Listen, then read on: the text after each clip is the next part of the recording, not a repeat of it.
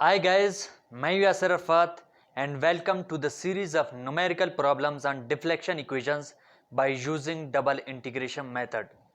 आज का जो हमारा न्यूमेरिकल प्रॉब्लम है वो कुछ इस तरीके से है कि हमें एक सिंपली सपोर्टेड बीम दिया गया है, इसके ऊपर एक यूडियल लोड अप्लाई किया गया है और हमसे पूछा जा रहा है कि इस सिंपली सपोर्टेड बीम के लिए आप एक डिफ्लेक्शन इक्वेशन फाइंड आउट करो, एक स्लोप इक्वेशन, और लास्ट में ये बताओ कि इसकी मैक्सिमम डिफ्लेक्शन कितनी है और कहां पे है।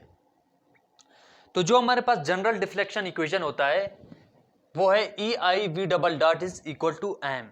तो सबसे पहले हमें इस सिंपली सपोर्टेड बीम के लिए एक मोमेंट इक्वेशन फाइंड आउट करना है। इसके लिए सबसे पहले हमें यूडियल लोड को कन्वर्ट करना पड़ेगा पॉइंट लोड में। तो सबसे पहले सीखेंगे कि किसी यूडियल लोड को पॉइंट लोड में कैसे कन्वर्ट करते हैं। यहां पर लिखा हुआ है W न्यूटन पर मीटर। इसका मतलब यह है कि W न्यूटन लोड लग रहा है 1 मीटर पर। तो अगर 1 मीटर पर W न्यूटन लोड लग रहा है तो हमारे पास टोटल बीम का जो लेंथ है वो L है। तो L मीटर पे कितना लगेगा, L को दोनों तरफ मल्टीप्लाई करो, WL। So WL is what, WL is the total load. अब ये कहां पे लगेगा इस बीम के, क्योंकि हम जानते हैं कि जो किसी भी बॉडी का जो टोटल लोड होता है वो उसकी सेंटर पे एक्ट करता है। तो सेम लाइक जो बीम पर जो टोटल लोड अप्लाई किया गया है वो भी उसकी सेंटर पे एक्ट करेगा। अगर हमारे पास टोटल लेंथ L है तो इस बीम का सेंटर कितना, सेंटर L/2 पे होगा। तो हम जो अपना पॉइंट लोड है उसको बिल्कुल सेंटर यानी L/2 पे लोकेट करते हैं। सेकंड हमारा जो काम होता है वो है रिएक्शंस फाइंड आउट करना। इस केस में रिएक्शंस फाइंड आउट करना फुल्ली इजी है, क्योंकि जो पॉइंट लोड है वो सेंटर पे लग रहा है और जब आपका लोड सेंटर पे एक्ट कर रहा हो तो उस टोटल लोड का हाफ पोर्शन इस रिएक्शन पे आ जाएगा और हाफ पोर्शन उस रिएक्शन पे चला जाएगा। तो जो टोटल लोड है वो आपके पास WL है, WL/2 इस रिएक्शन पे आएगा और WL/2 इस रिएक्शन पे आएगा। सेकंड स्टेप हमारा होता है सेक्शंस कट करना। अब क्वेश्चन ये है कि हम कितने सेक्शंस काटें और कहां से हम उन सेक्शंस को काटें। इसके पीछे कंसेप्ट ये है कि through out the length of the beam जितनी दफा आपका लोड वेरी करेगा उतनी दफा आप सेक्शंस कट करोगे। चूंकि यहां पर यूडियल लोड अप्लाई किया है पूरे लेंथ पर, पूरे बीम पर, तो लोड वेरी नहीं कर रहा है।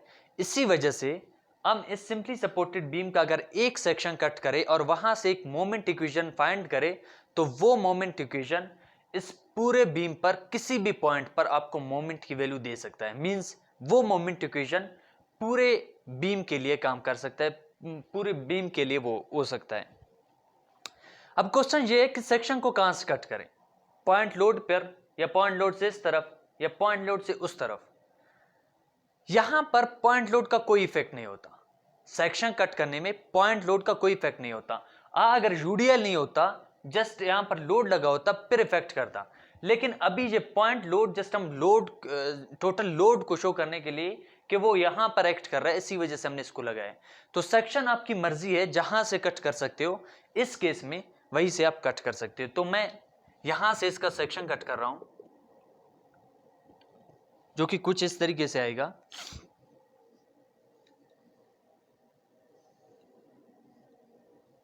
जिस लेंथ पे आपने सेक्शन कट किया है वो हमेशा वो x के बराबर है और यहां पर एक रिएक्शन लग रहा है जो कि WL/2 है और यहां पर यूडियल लोड अप्लाई हो रहा है।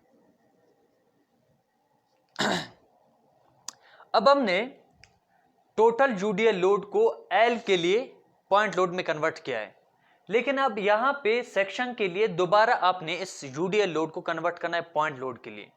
किसके लिए? X के लिए। सो अगर 1 मीटर पे W न्यूटन लोड लग रहा है तो X पे कितना लगेगा? WX। और कहां पे लोकेट करेंगे? At the centre of this section.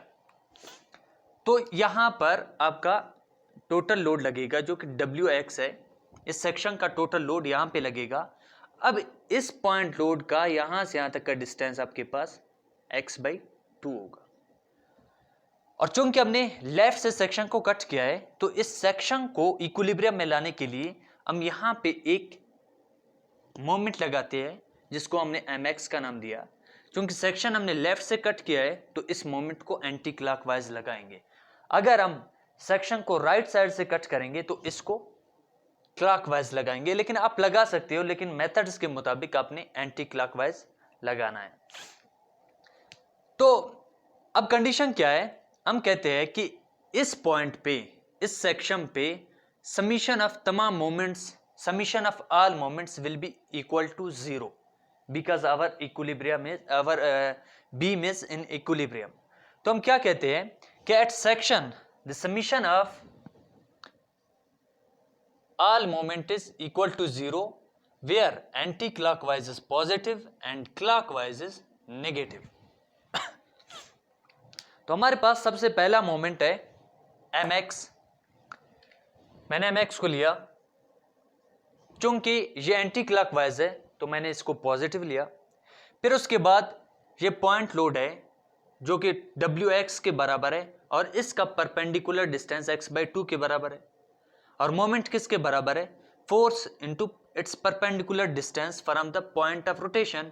यहां पर हम इस पॉइंट पे मोमेंट फाइंड आउट कर रहे हैं तो यहां से यहां तक का डिस्टेंस आपके पास परपेंडिकुलर डिस्टेंस x/2 है। तो फोर्स आपके पास wx है और इसका परपेंडिकुलर डिस्टेंस x/2 है, लेकिन ये इस क्रॉस सेक्शन पे एंटी क्लॉकवाइज मोमेंट प्रोड्यूस कर रहा है तो इसको हम पॉजिटिव में लेंगे। दूसरा फोर्स हमारे पास ये रिएक्शन है जिसका क्रॉस सेक्शन से परपेंडिकुलर डिस्टेंस x के बराबर है।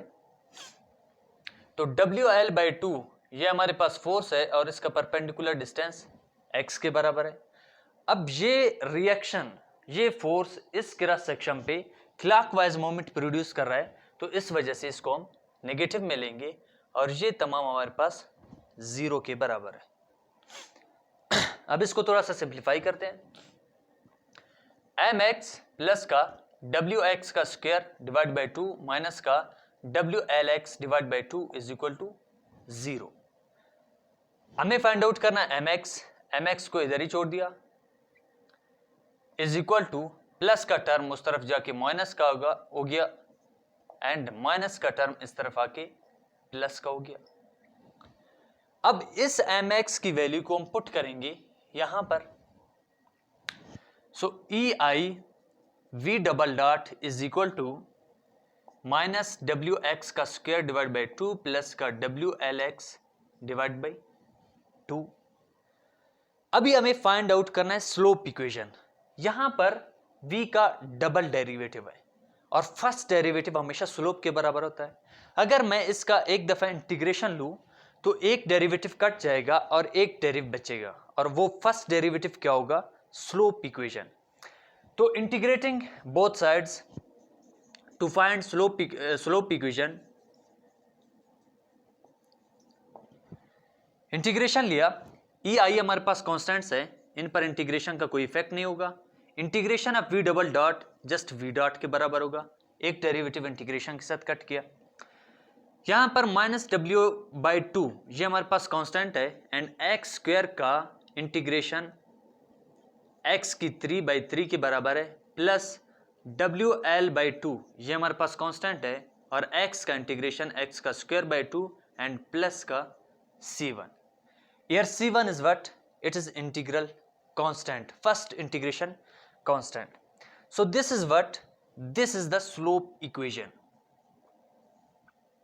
ये हमारे पास स्लोप इक्वेशन है, लेकिन इसमें C1 की वैल्यू अननोन है।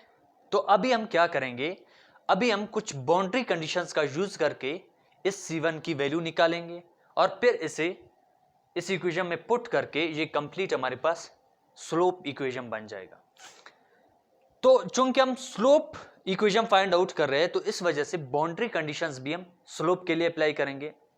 इन सिंपली सपोर्टेड बीम आपका टोटल लोड सेंटर पे एक्ट कर रहा है तो मैक्सिमम डिफ्लेक्शन भी सेंटर पे होगा। और बाउंड्री कंडीशंस क्या बताते हैं कि जहां पे मैक्सिमम डिफ्लेक्शन होता है वहां पे स्लोप हमारे पास 0 होता है। तो यहां पे मैक्सिमम डिफ्लेक्शन किस पे है? L/2 पे है। तो अगर मैं इस इक्वेशन में x की जगह L/2 पुट करूं तो L/2 पे डिफ्लेक्शन मैक्सिमम है, लेकिन स्लोप हमारे पास 0 के बराबर। तो ये वाला टर्म पूरा 0 से मल्टीप्लाई होके 0 हो जाएगा, इज इक्वल टू, इसको एक और स्टेप आगे ले जाएंगे, फिर इसे a का नाम देंगे, E(I)V dot is equal to minus W(x⁻³ divide by 6 plus का WL(x का स्क्वायर डिवाइड बाई 4 प्लस का C1। This is equation number A। अब इसमें हम x की जगह L/2 पुट करेंगे और ये वाला टोटल टर्म हमारे पास 0 हो जाएगा, माइनस का W x की जगह पे L/2 पुट किया डिवाइड बाई 6 प्लस का WL L/2 का स्क्वायर डिवाइड बाई 4 प्लस का C1। अब इसको मजीद सिंप्लीफाई किया, माइनस का L का क्यूब W L का क्यूब 2⁻³ 8 8 6 आर 48 प्लस का WL स्क्वायर, तो WL cube L square and L cube 2 का square 4 and 4 4 are 16 and plus का C1। हमें फाइंड आउट करना है C1 की वैल्यू। तो C1 को इधर ही छोड़ दिया, जो हमारे पास नेगेटिव टर्म था उस तरफ जाके पॉजिटिव हो गया, WL का क्यूब अपॉन 48 एंड जो हमारे पास पॉजिटिव टर्म था वो उस तरफ जाके नेगेटिव हो गया, WL का cube divide by 16 and C1 इस तरफ आ गया। एलसीएम लिया 48 WL cube minus 3WL cube, ये minus 2WL cube divide by 48 and this is equal to minus WL cube divide by 24। So आपका C1 का value minus WL cube upon 24 आ गया। अब आपने क्या करना है, इस C1 की वैल्यू को इस इक्वेशन में पुट करना है यहां पर, जो कि माइनस WL क्यूब अपॉन 24 के बराबर है। अब ये आपके पास क्या है, ये आपके पास स्लोप इक्वेशन है। This is slope equation. अब इस इक्वेशन का क्या फायदा है, ये जब हम इस पर यूडियल लोड लगाते हैं सिंपली सपोर्टेड बीम पर, तो इसका जो इलास्टिक कर्व होगा वो कुछ इस तरीके से बन जाएगा। अब इस इक्वेशन से हम इस इलास्टिक कर्व की किसी भी पॉइंट पर स्लोप फाइंड आउट कर सकते हैं, मींस थीटा फाइंड आउट कर सकते हैं। इस पे अगर आप कोई टेंजेंट ड्रा करोगे तो उसकी स्लोप आप इस इक्वेशन से फाइंड आउट कर सकते हो। अभी नेक्स्ट स्टेप हमारा है to find the deflection equation.